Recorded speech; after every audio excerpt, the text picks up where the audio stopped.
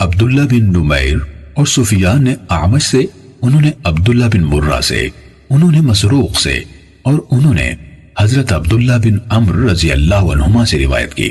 انہوں نے کہا کہ رسول اللہ صلی اللہ علیہ وسلم نے فرمایا، 4 عادتیں ہیں جس میں وہ چاروں ہوں گے وہ خالص منافق ہوگا، اور جس کسی میں ان میں سے ایک عادت ہوگی تو اس میں نفاق کی ایک عادت ہوگی، یہاں تک کہ اس سے باز آ جائے۔ وہ 4 یہ ہیں: جب بات کرے تو جھوٹ بولے، اور جب معاہدہ کرے تو توڑ ڈالے، جب وعدہ کرے تو وعدہ خلافی کرے، اور جب جھگڑا کرے تو گالی دے۔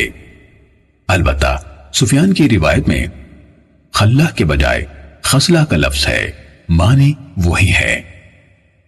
صحیح مسلم حدیث نمبر 210۔